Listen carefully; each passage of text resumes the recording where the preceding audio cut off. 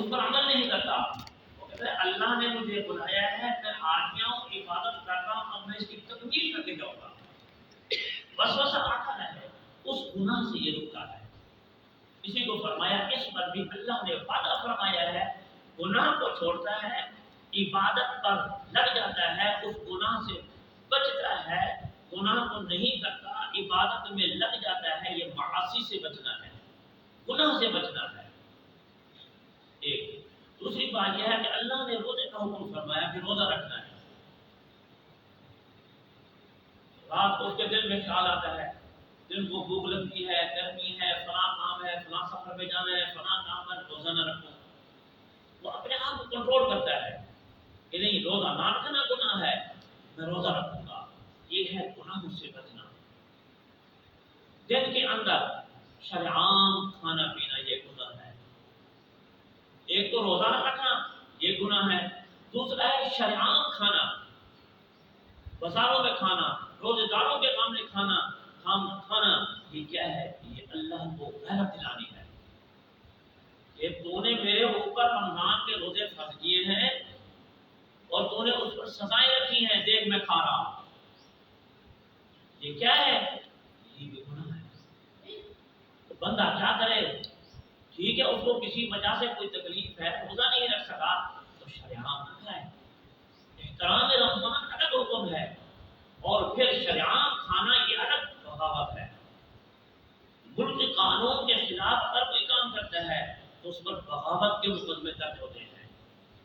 اللہ رب العزت کے احکام کے حکم کو نہیں کرو گے، یہ اللہ کے ہاں بھی بغاوت کے مقدمے ہیں، اللہ بھی اس کے خلاف بغاوت کا مقدمہ دائر کریں گے کہ تو نے میرے مہینے کی، مہمان مہینے کی قدر نہیں کی ہے۔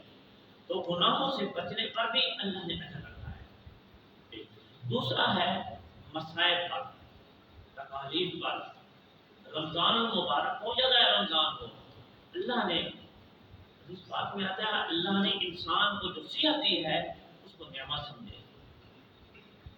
ان صحت کے زمانے میں، جوانی کے زمانے میں عبادات کو کرے، روزے رکھے، نمازیں پڑھے، تراویح پڑھے۔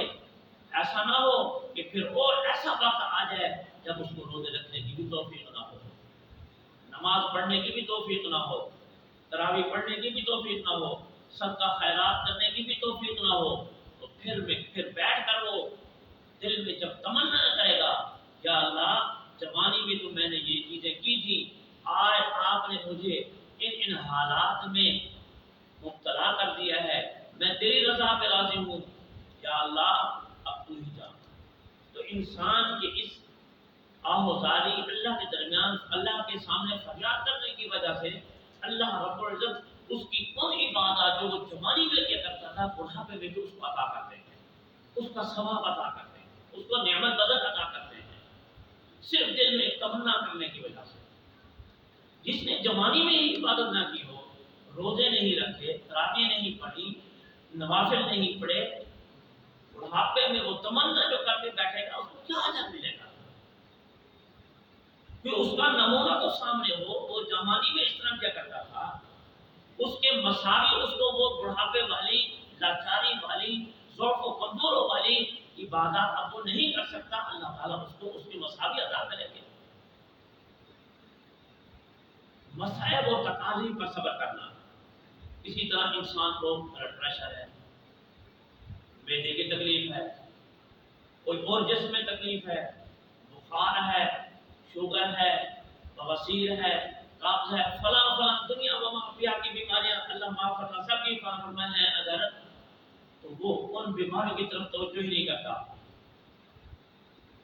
اور بس صبر کرتا ہے، صبر کر کے روزے رکھتا ہے، اللہ کے حکم کو پورا کرتا ہے، اللہ کے نبی صلی اللہ علیہ وسلم کے حکم کو پورا کرتا ہے۔ فرمایا انما یوفى الصابرون اجرهم بغیر حساب، ایسے لوگوں کو بھی میں انگنت حساب بے حساب ان کو عطا کرتا ہوں، جس کی کوئی حد بندی نہیں ہے۔ انسان کے اندر، انسان میں تو حد بندیاں ہیں، میں اتنا دوں گا، یہ اتنا کام کرے گا، اتنے گھنٹے کرے گا یہ دوں گا، اتنی منٹ کرے گا یہ دوں گا، یہ کرے گا یہ دوں گا۔ لیکن اللہ فرماتے ہیں جو میرا کام کرے گا، میرے حکم کو پورا کرے گا، اجرہم بغیر حساب، میں اس کو بے حساب عطا کروں گا۔ اس کی کوئی حد بندی نہیں ہے۔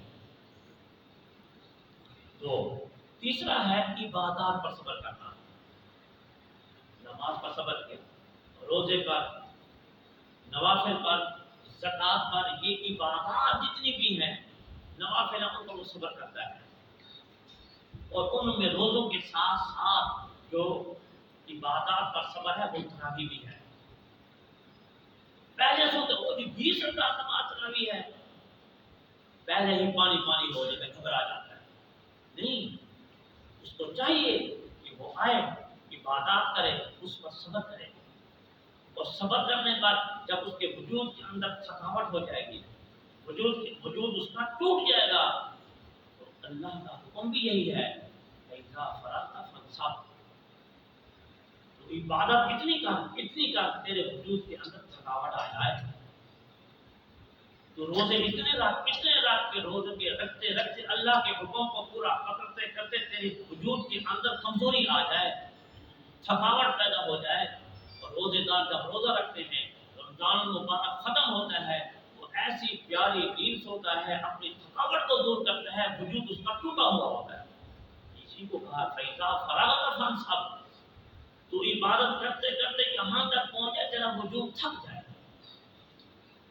جو 8، 4، 12 پر بھاگ جاتے ہیں وہ اپنے وجود کے اندر کیا تھکاوٹ پیدا کرتے ہیں، اور خلاف سنت بھی کرتے ہیں۔ تو عبادات پر صبر کرنا، اس پر بھی اللہ نے اجر رکھا ہے بغیر حساب عطا کرتا۔ تو 3 چیزیں آ گئی، گناہوں سے بچنا، اس پر بھی صبر اللہ کے اجر کا وعدہ ہے، مسائل و تکالیف پر صبر کرنا، ہماری اللہ دیتا ہے، پھر اللہ کو شکوے کرنا، زندگی موت اللہ دیتا ہے، پھر اللہ کو شکوے کرنا نہیں، صبر کرے اس پر بھی اجر ہے۔ اسی طرح عبادات پر صبر کرنا، اللہ تعالیٰ اس پر بھی اس کو اجر عطا۔ یہ تو تھی صبر کے متعلق۔ اب جو اجر ملتا ہے، ثواب ملتا ہے، وہ 2 قسم کا ہے، ایک ہے اجر کے اعتبار سے، ایک ہے عمل کے اعتبار سے۔ اجر جو ہے اس کا قانون یہ ہے، ایک نیکی کرو گے اللہ تعالیٰ اس پر 10 نیکیاں عطا فرمائیں گے۔ من جاء بالحسنۃ فلہ 10 امثالھا، ایک نیکی لاؤ گے، بلکہ کرو گے نہیں، ایک نیکی لاؤ گے، من جاء بالحسنۃ فلہ 10 امثالھا، ایک نیکی لاؤ گے، کہاں لاؤ گے؟ مسجد میں لاؤ گے، گھر میں لے جاؤ گے، بازار میں لے جاؤ گے؟ نہیں، اس نیکی کو سنبھال کے رکھو گے۔ من جاء بالحسنۃ، اس نیکی کو کرنے کے بعد اس کو سنبھال کے رکھنا ہے۔ گائے اور بھینس کا دودھ نکالتے ہیں، بکری کا دودھ نکالتے ہیں، نکال لیا، نکالنے کے بعد اب اس کو محفوظ جگہ پر پہنچانا ہے۔ مثال کے طور پر اگر ہم نے نکالنے کے بعد اس کو پی لیا ہے، اپنے منزل مقصود نتیجے تک اس کو پہنچا دیا ہے، دودھ ہم نے نکالا ہے، صاف ہے، شفا ہے، سب کچھ ہے، بھوک بجھا سب کچھ، پھر ہم نے اس کے اندر پیشاب کر دیا تو وہ دودھ ضائع ہو گیا۔ ہم نے اس میں دہی ملا دی، وہ دودھ بیکار ہو گیا۔ اس دودھ کو جتنا جہاں تک لے جانا تھا، پہنچانا تھا، ہمیں نہیں پہنچایا، وہ بیکار۔ اسی طرح نیکی ہے، نیکی کرو گے، اس نیکی کو لے جاؤ گے کہاں؟ قیامت۔ من جاء بالحسنۃ فلہ 10 امثالھا، جو ایک نیکی کرے گا اس کو 10 نیکیاں ملے گی۔ اس نیکی کو کہاں لے جاؤ گے؟ اللہ کے پاس لے جانا ہے، اور اس کو سنبھال کے رکھنا ہے، اس کی حفاظت کرنی ہے، اس کی نگہبانی کرنی ہے، نگرانی کرنی ہے۔ جس طرح انسان سونا اور جواہرات کو اپنے پاس رکھتا ہے، پھر اس کی حفاظت کرتا ہے، نگرانی کرتا ہے، چور اس کو لوٹ نہ لے، ڈکیٹ اس کو ڈکیٹی نہ مار لے، اس کی محافظت کرتا ہے کہیں یہ ضائع نہ ہو جائے۔ زمیندار فصل کاٹتا ہے، کاٹنے کے بعد اس گندم کو اگر یوں ہی ضائع کر دے وہ ضائع ہو گئی، پھر اس کو لے جاتا ہے، لے جا کر اپنی جگہ اس کو محفوظ کرتا ہے تو وہ محفوظ ہو گئی۔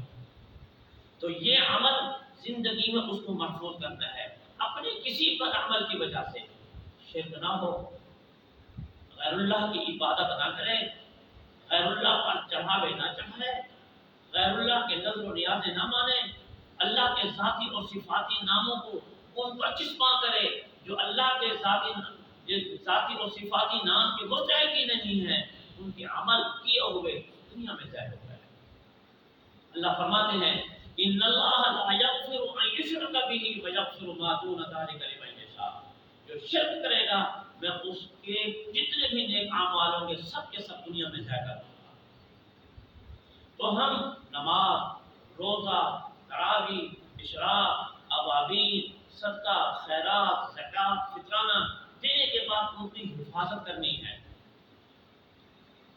اور 11 مہینوں کے اندر بلکہ پوری زندگی کے اندر کہیں ہم ایسا کام نہ کر بیٹھے جس کی وجہ سے کیے ہوئے ہمارے عمل ضائع ہو جائے۔ اور پھر یہ چیزیں مرنے کے بعد قبر میں کام آئیں گی، حشر میں کام آئیں گی، میزان میں کام آئیں گی، اللہ کے سامنے کھڑے ہوتے وقت وہاں یہ کام آئیں گی۔ ترازو الوزن یومئذ الحق، جب ترازو حق کا قائم ہوگا، انصاف ہوگا، ونضع الموازین القسط لیوم القیامۃ فلا تظلم نفس شیئا، وہاں جب ترازو قائم ہوگا اعمال تولے جائیں گے، اچھے اور برے، یہ وہاں کام ہے۔ تو انسان کو چاہیے اس نیکی کو سنبھال کے رکھے، تو ایک نیکی پر 10 نیکیاں، یہ قرآن کا فیصلہ ہے۔ اور پھر وہاں ایک دوسرے مقام پر فرماتے ہیں کہ اگر کوئی شخص اس نیک عمل کو دنیا میں ضائع کر دیتا ہے کسی بد عملی کی وجہ سے، مشرک ہونے کی وجہ سے، کسی اور ایسے فعل کی وجہ سے، یا نعوذ باللہ نقل کفر وحشت، کلمہ کفر منہ سے نکالنے کی وجہ سے، کوئی ایسا بد عمل کرنے کی وجہ سے عمل کو ضائع کر دیتا ہے، کل قیامت میں اللہ فرماتے ہیں من جاء بالسیئۃ، وہاں جب گناہ لے کر آئے گا فکبت وجوہہم فی النار، ہم اس کی ٹانگوں سے پکڑ کر منہ کے بل جہنم میں پھینک دیں گے۔ من جاء بالسیئۃ فکبت وجوہہم فی النار هل تجزون الا ما کنتم تعملون، اللہ فرمائے کہ یہ وہ کچھ تجھے سزا ملی ہے جو کچھ تو کر کے آیا ہے۔ معلوم ہوا وہ عمل جو نیکی کا ہے اس کو سنبھال کے رکھیں گے، وہاں لے جانا ہے۔ برائی کا اگر دنیا میں کوئی فعل ہو گیا ہے تو کوشش کرے اس کو ختم کریں، تاکہ میرا عمل وہاں تک نہ پہنچے، میں اللہ کے اس حکم کے بعید کا سبب نہ بنوں کہ کل قیامت اللہ تعالیٰ میری ٹانگیں زنجیروں سے باندھ کر منہ کے بل مجھے جہنم میں ڈال دیں۔ اور پھر یہ فرمایا ہل تجزون الا ما کنتم تعملون، یہ بدلہ ہے ان اعمالوں کا جو دنیا میں کر کے یہاں لایا۔ تو نیکی کا اجر حدیث قرآن کے مطابق 1 سے 10، حدیث قدسی کے مطابق ہے ایک نیکی کو 10 تھا، پھر اللہ تعالیٰ اس کو بڑھاتے ہیں۔ کل حسنۃ تضاعف بعشر الى 700 ضعف الا الصوم، میں ایک نیکی کو 10 تک لے جاتا ہوں، 10 سے پھر 700 تک لے جاتا ہوں، 700 کی پھر کوئی حد بندی نہیں ہے، میں اس کو جتنا بھی بڑھا سکتا ہوں، وہ میرے اختیار پہ ہے اور تمہارے اخلاص پر ہے۔ تمہارا اخلاص جتنا زیادہ ہوگا اور پھر میرا اجر بھی اس پر بڑھتا ہی جائے گا۔ واللہ یضاعف لمن یشاء، اللہ تعالیٰ پھر جتنا اس کو بڑھائیں گے اس کی کوئی حد بندی نہیں۔ ہم کروڑوں، کھربوں یا اربوں کی حد بندی لگاتے ہیں تو معلوم ہوا اللہ تعالیٰ اتنا اجر دے گا، بس اللہ نے ایسا اجر کہیں بیان ہی نہیں کیا۔ اللہ فرماتے ہیں اس کی کوئی حد ہی نہیں ہے، وہ میرے ذمہ ہے، وہ میں جتنا عطا کروں گا، لیکن خلوص تیرا دے گا، تیرے اندر جتنا خلوص ہے پھر میرا اجر بھی اتنا ہی بڑھتا ہی چلا جائے گا۔ تو اجر کے معاملے میں فرمایا 10 سے پھر 700، پھر 700 سے کوئی حد بندی نہیں ہے، تمہارا خلوص ہوگا میرا اجر ہوگا۔ البتہ عمل کے اندر میری حد ہے۔ مثال کے طور پر فجر کے 3 فرض ہیں، فجر کے 2 فرض ہیں، ظہر کے 4 فرض ہیں، عصر کے 4 فرض ہیں، مغرب کے 3 ہیں، عشاء کے 4 فرض ہیں۔ اب کوئی شخص جس کو کوئی علم کا حیضہ ہو، تو تقوی کا حیضہ ہو جاتا ہے کہ میں عبادات کروں، وہ کہتا ہے اللہ نے یہاں 2، 4، 3 فرض مقرر کیے ہیں، میں 3 کی جگہ 4 پڑھتا ہوں، 2 کی جگہ 3 پڑھتا ہوں، 4 کی جگہ 5 پڑھتا ہوں، یا 2 کی جگہ کمی میں آ جاؤ، 2 کی جگہ 1 پڑھتا ہوں، 4 کی جگہ 3 پڑھتا ہوں، اور 3 کی جگہ 2 پڑھتا ہوں، تو اللہ فرماتے ہیں نہیں، یہ کام نہیں کرے گا۔ عمل تم اتنا ہی کرو گے جتنا میں نے بتایا ہے. تلک حدود اللہ فلا تقربوها، یہ اللہ کی حدیں ہیں، ان کے قریب نہ بھٹکنا. عمل میں تم نے کمی بیشی نہیں کرنی، عمل اتنا کرو گے جتنا میں نے کہہ دیا ہے. میں کہہ دوں کہ 29 روزے ہیں، تم کو آمنا وصدق، تم کو نہیں جی میں تو پڑھ رہا ہوں، مجھے تو نیکیاں ملے گی، اللہ تعالیٰ قیامت کے دن مجھے اجر عطا فرمائیں گے، میں 30 کروں گا. اللہ فرماتے نہیں، تلک حدود اللہ، یہ اللہ کی حدیں ہیں، فلا تقربوها، ان کے قریب بھی نہ آنا. کوئی کہے اللہ اگر 30 روزے کر دیں، وہ کہتے نہیں 29، جو اللہ کا حکم ہے اس کو پورا کرنا پڑے گا. اسی طرح 4 رکعت اگر فرض ہیں تو انہیں کو ہی ادا کرنا پڑے گا. وہ کہے کہ نہیں عمل میں زیادہ کروں گا مجھے ثواب زیادہ ملے گا، تو میں کہ نہیں، عمل اتنا کرو گے جتنا اللہ نے بتا دیا ہے، لیکن نتیجہ اللہ پر ڈال دو، اجر اللہ عطا کریں گے، پھر دیکھو تمہیں ملتا ہے یا نہیں ملتا. اور یہی چیز ہے بدعت کی بھی. اللہ تعالیٰ یرید اللہ بکم اليسر ولا یرید بکم العسر، اللہ انسانوں پر آسانی چاہتے ہیں، تنگی نہیں چاہتے. جو بدعتی ہیں وہ کیا کرتے ہیں، اپنی جانوں پر ظلم کرتے ہیں، اپنی حد بندیاں لگاتی ہیں. ایک عمل ایک فعل کو اللہ نے نہ اس کے کرنے کا حکم فرمایا، نبی اقدس صلی اللہ علیہ وسلم نے اس کو کیا، نہ کرنے کا حکم فرمایا، اور ہم اس پر زیادتی کرتے ہیں. بدعتی کام کرنا، غیر شرعی کام کرنا، ایسے کام کرنا جس پر نبی کی مہر نہیں ہے، نبی نے نہیں کیا، یہ ایسا ہے جیسے شرک فی النبوت ہے. یعنی شرک نبی کی نبوت میں شرک کرنا کہ نبی نے تو وہ کام نہیں کیا. بدعتی اس کو شریعت کا نام دے کر یہ کہتا ہے کہ یوں ٹھیک ہے، پھر اس پر کیا کہنا، ثواب دارین بھی کہتے ہیں. ظلم اتنا بڑا، ایک شرک فی النبوت کا دعویٰ ہے، دوسرا اس بدعت پر یہ دعویٰ کرنا کہ ثواب دارین بھی ہے. یہ ظلم در ظلم ہے. انسان ایک گناہ کرتا ہے نا، کوئی بھی گناہ کرتا ہے، اس گناہ کو گناہ سمجھ کر اگر کرے گا، آج نہیں، کل نہیں، پرسوں، ترسوں، مہینہ، 2 مہینے، 6 مہینے، جوانی نہیں، اٹھے عمر بڑھاپے میں اس گناہ کی ایسی نفرت دل میں پیدا ہو جائے گی، توبہ کی اس کے دل میں توفیق ہو جائے گی کہ میں یہ گناہ کر رہا ہوں. ایک وہ کام ہے جو ہے گناہ کا، نبی اللہ نے کوئی حکم نہیں فرمایا، ہم اس کو دین سمجھ کر رہے ہیں، شرعیت سمجھ کے کر رہے ہیں، مرتے دم تک اس کی توفیق نہیں ہوگی. کیونکہ اس کے دل میں یہ ہے کہ یہ دین ہے، اس کے دل و دماغ میں، اولادوں میں، نسلوں میں یہ بٹھا کر چاہ رہا ہے یہ دین ہے، اس کی کبھی بھی توفیق نہیں ہوگی. ہاں جس کام کو کرے وہ کہے کہ میں گناہ گار ہوں، غلط ہوں، یہ غلطی کر رہا ہوں. داڑھی منڈا جوانی اور شباب کے میں آ کر وہ کرتا ہے، میرے رخسار ایسے ہیں، میں موٹا ہوں، تازہ ہوں، داڑھی کٹواتا رہتا ہے. کبھی بھی وہ یہ نہیں کہتا نعوذ باللہ، نقل کفر کو میں صحیح کر رہا ہوں، کہ یہ کہتا میں گناہ کر رہا ہوں. جب ایک عمر آتی ہے، ایک وقت آتا ہے، شباب بھی ختم، جوانی بھی ختم، اب ہڈیاں بھی نکل آئیں، اب یہی بال جب اوپر رکھتا ہے تو اس کا چہرہ بھی رونا پڑا ہوتا ہے. وہ جوانی کے گھمنڈ میں بال کاٹتا ہے کہ میرے حسن خراب ہو رہا ہے نعوذ باللہ، اور جب عمر اس کی ختم ہونے لگتی ہے، بڑھاپا آ گیا، بیماریاں آ گئی، ہڈیاں نکلنے لگی، جب یہ داڑھی کو اپنے چہرے پر سجاتا ہے پھر جوانی سے بھی زیادہ حسین لگتا ہے. وہی داڑھی اس کی ٹیپ ٹاپ ہوتی ہے، اس کو بھی ختم کر دیتی ہے، اس کو چھپا دیتی ہے. یہ کیا ہے؟ یہ شریعت ہے. جب انسان شریعت کی پاسداری کرے، میں عرض یہ کر رہا تھا کہ جب گناہ کو گناہ سمجھ کر کرتا ہے تو کبھی نہ کبھی اس کو توفیق ہو جاتی ہے.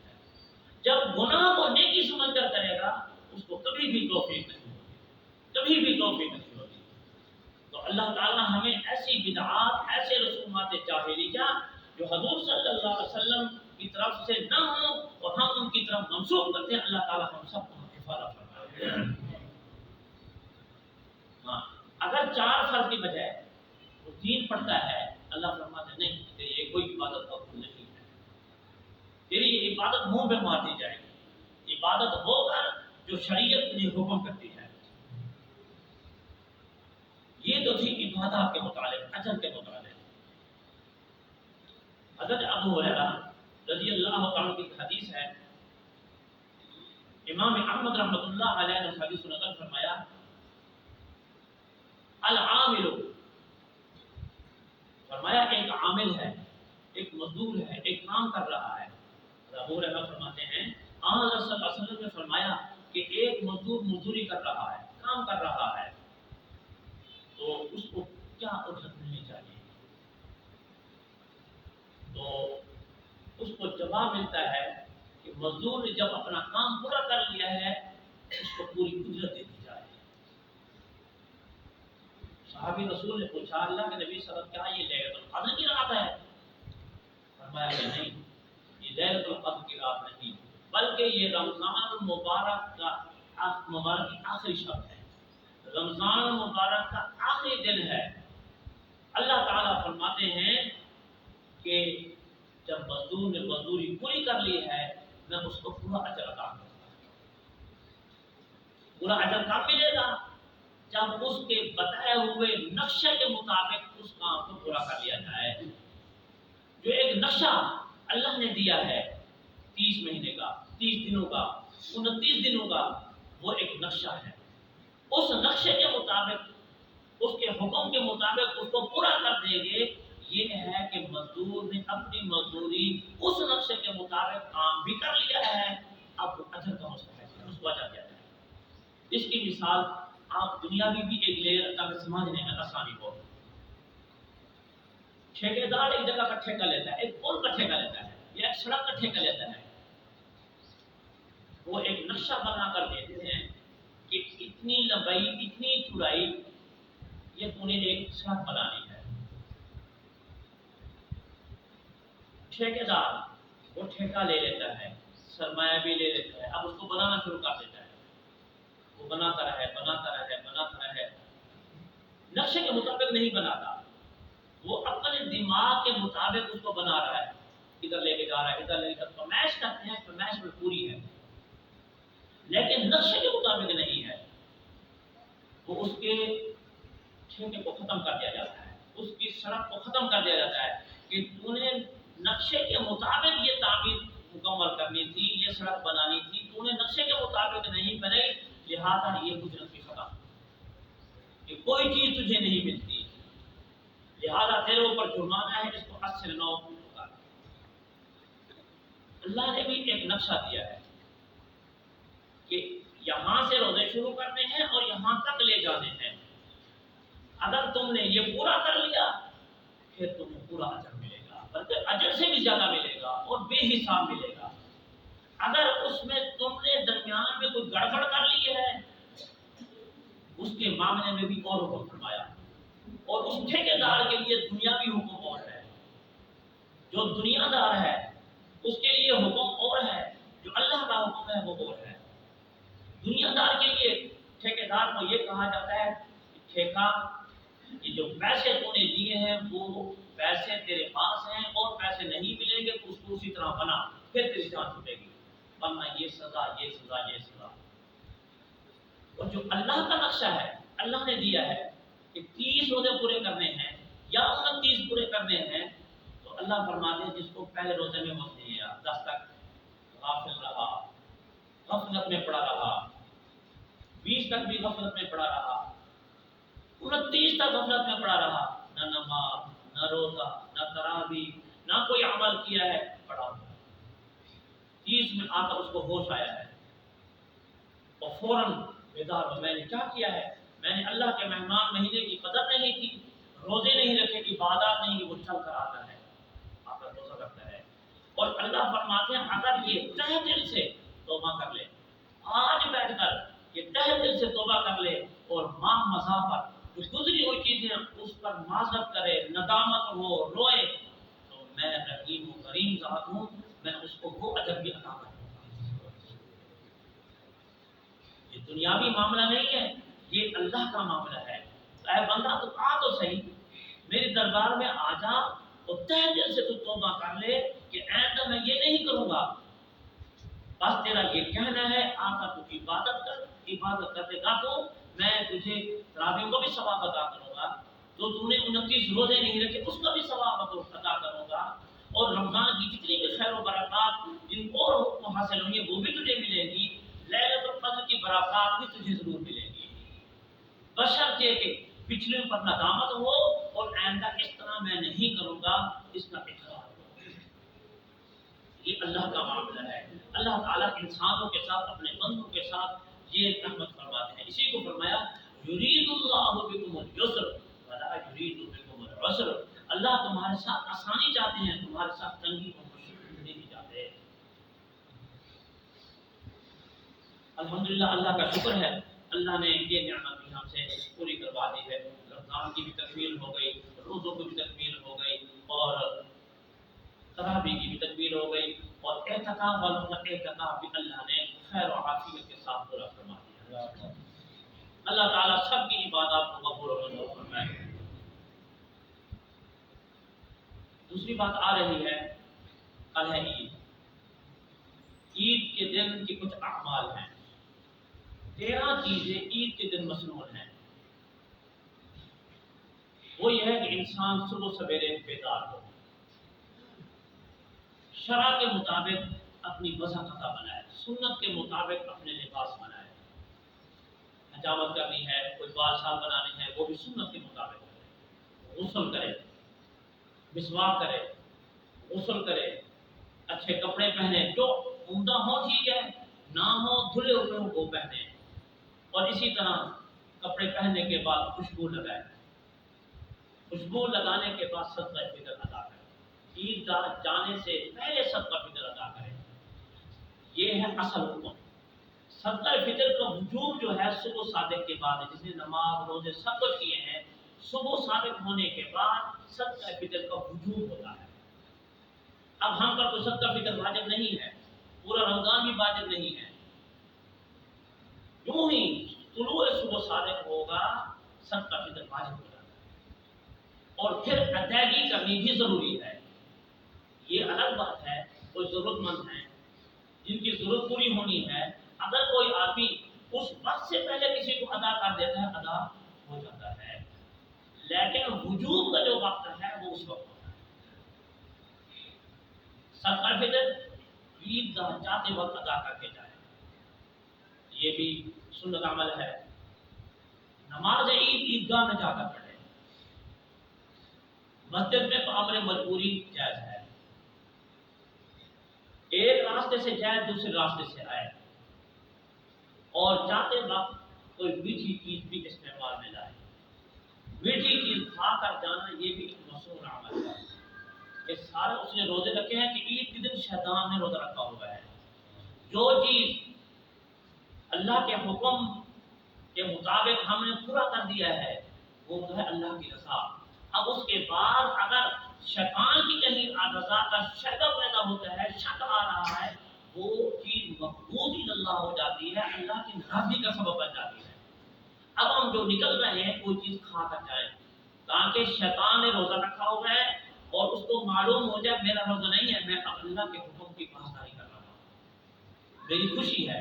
اللہ کے نبی صلی اللہ علیہ وسلم نے فرمایا للصائم فرحتان، روزے دار کے یہ دو فرحتیں ہیں، دو خوشیاں ہیں، فرحت عند افطارہ، ایک خوشی وہ اس وقت ہے جب وہ روزہ افطار کرتا ہے، اور دوسری خوشی وہ ہے جب وہ اللہ کے ساتھ ملاقات کرے گا۔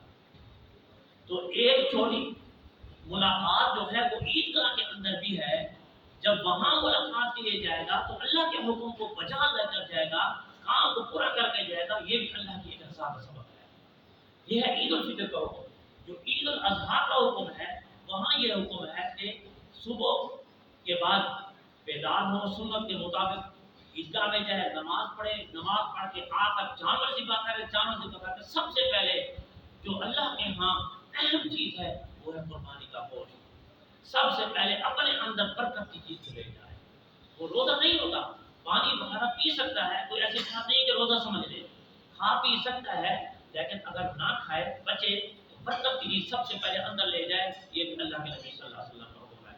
تو ایک راستے سے جائے دوسرے راستے سے آئے، اور درمیان میں تکبیر پڑھتا جائے، آتے وقت بھی تکبیر ہو، اللہ اکبر لا الہ الا اللہ، اللہ اکبر وللہ الحمد، اور ایسا آواز سے۔ یہ ہے عید الفطر کا حکم۔ عید الاضحیٰ میں بلند آواز سے تکبیر پڑھے گا، اللہ اکبر اونچی آواز سے۔ اور یہ آنا جانا، یہ بھی کل قیامت جب انسان مرتا ہے، مرنے کے بعد اس کو اپنی عبادت گاہ کی طرف جب جنازے کے لے جاتے ہیں، وہ دونوں دیوار، وہ جگہ، وہ بھی شہادت دیتے ہیں، یا اللہ یہ واحد تھا، یہ تیرے نبی صلی اللہ علیہ وسلم پر ایمان لانے والا تھا، یہ یہاں سے گزرتا تھا، ہم درو دیوار شجر حجر ہم گواہی دیتے ہیں کہ مسلمان ہو گئے۔ اور ہے نماز عید کی ترکیب۔ نماز عید کی ترکیب سے میں نے بتائی تھی، 2 رکعت نماز واجب 6 تکبیر واجبوں کے ساتھ امام کے پیچھے میں ادا کرتا ہوں۔ پہلی رکعت میں انسان جب نیت کر لے گا، مقتدی کریں گے، میں امام کے پیچھے پڑھتا ہوں، امام کہے گا کہ میں ان کی جماعت کراتا ہوں۔ اگر یہ کچھ بھی نہیں کہتا، یہ کہہ دے 6 رکعت تکبیر واجب کے ساتھ امام کے پیچھے پڑھتا ہوں، یہ بھی کرتا ہوں۔ اگر دل میں اس کا یہ خیال ہے اور آकर اللہ اکبر کر کے پیچھے کھڑے ہو جاتا ہے، تو ارادہ اصل دل کا ہے، تو پھر بھی اس کی نیت ہو جائے گی، لیکن اس کو چاہیے کہ دل میں تو ارادہ ضرور کر دے۔ انما الاعمال بالنیات، اعمال کا دار و مدار نیت پر ہے۔ پہلے رکعت میں ہاتھ کان تک لے جا کر پڑھتے ہیں، امام سبحان ثنا پڑھے گا، سبحانک اللہم و بحمدک و تبارک اسمک و تعالی جدک و لا الہ غیرک۔ اب 6 تکبیر یہ فرض تکبیر تھی، اب جو دوسری تکبیر ہے یہ اب واجب ادا ہو جائے کر رہے ہیں۔ پہلی تکبیر میں ہاتھ کان تک لے جا کر چھوڑ دیں گے، درمیان میں 3 تسبیح کی مقدار ہو۔ 3 تسبیح کیا ہے؟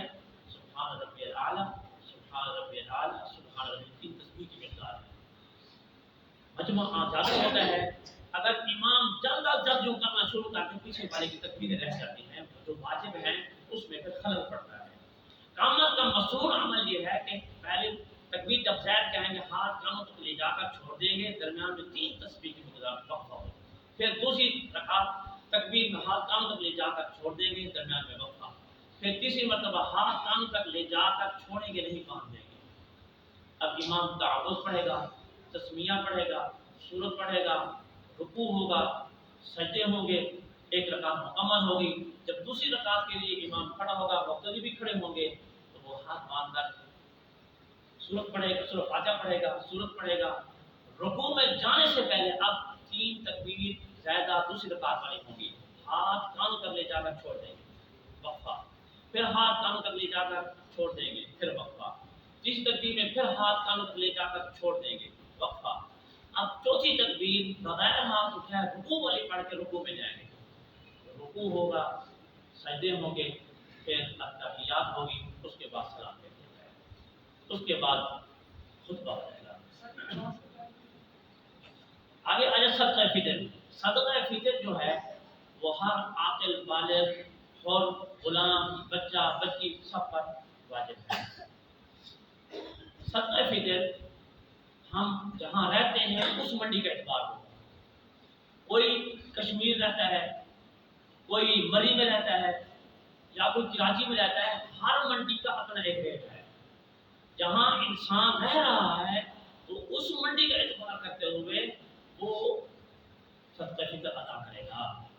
ہماری منڈی میں چاہے 38 ہے یا 39 ہے یا 4000 گندم کا من کا ریٹ ہے، تو 4000 روپے من کے اعتبار سے لگائیں تو 1 کلو 100 روپے کا بن، تو 2 کلو اصل وزن ہے، اس کو 2 کلو کر کے 200 روپے فی آدمی، فی کا بچہ ہو بچی ہو عورت ہو، 200 روپے ہماری منڈی میں اعتبار کرتے ہوئے 200 روپیہ فی آدمی اپنی طرف سے اپنے نابینا نابالغ اولاد کی طرف سے صدقہ فطر ادا کرے گا۔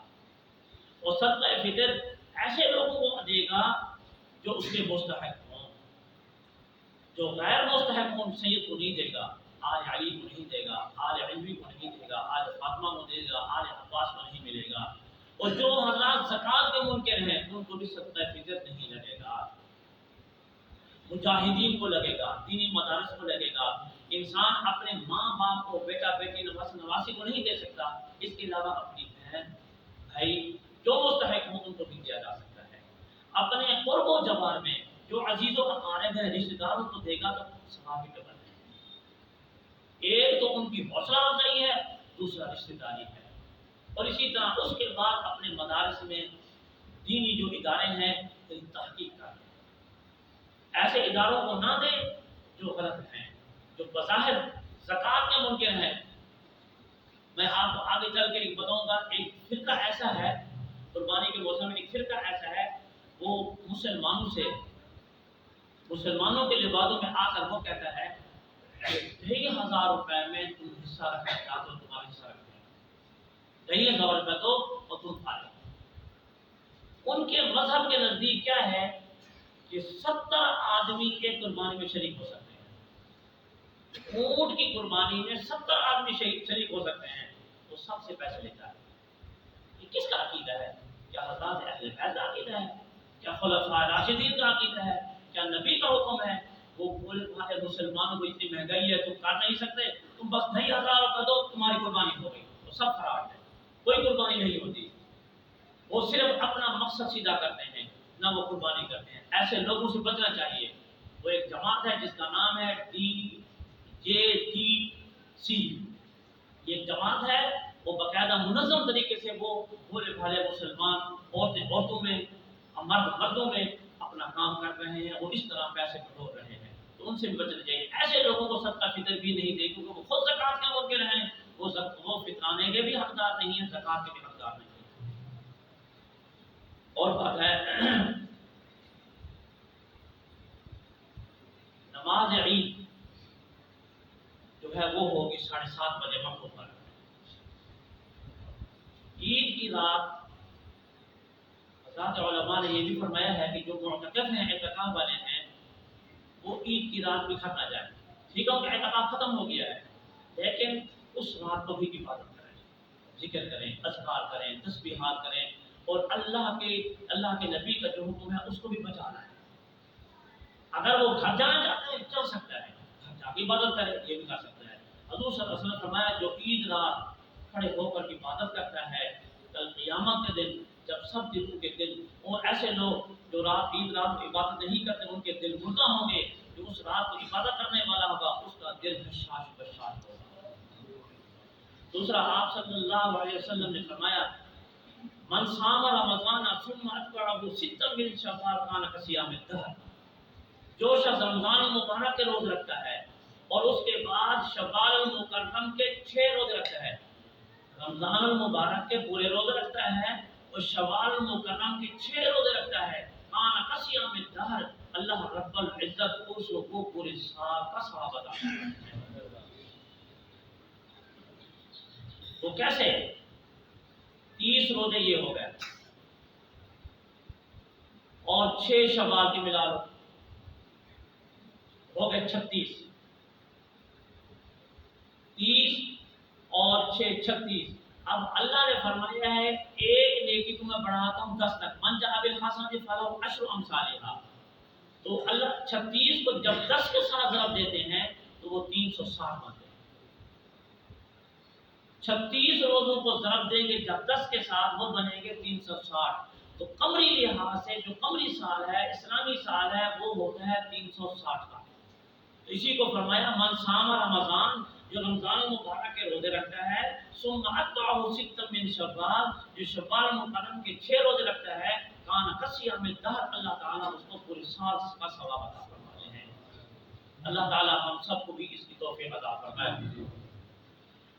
اور عام طور پر ایک مسئلہ یہ ذہن میں بھی لوگوں کے ہے، وہ پھر بس اسے بھی ڈالتے ہیں کہ جس نے عید سے دوسرے دن روزہ نہیں رکھا تو پھر وہ روزہ نہیں رکھ سکتا، یہ بات غلط ہے۔ جو عید کے دوسرے دن روزہ رکھتا ہے تو پھر وہ روزے رکھ سکتا ہے، چاہے وہ یکبارگی رکھے یا چھوڑ چھوڑ رکھے، یہ بات نہیں ہے۔ چاہے وہ عید کے دوسرے دن روزہ رکھے یا نہ رکھے، پھر یکبارگی رکھے، علیحدہ علیحدہ رکھے، جس طرح چاہے وہ رکھ سکتا ہے۔ دوسرے دن کی کوئی قید ضروری نہیں ہے کہ رکھے گا تو شوال میں رکھے گا ورنہ نہیں، بلکہ حکم عام ہے شوال میں پورے کرنے ہیں، چاہے تم 20 جمعرات کا رکھو، چاہے تم 13 14 15 کا رکھو، چاہے تم جس دن بھی روزہ رکھو، شوال مکرم میں روزے پورے کرنے ہیں۔ اللہ اللہ رب العزت ہمیں دینی احکامات چلنے کی توفیق عطا فرمائے، حضور صلی اللہ علیہ وسلم سے اطاعت و غلامی نصیب فرمائے۔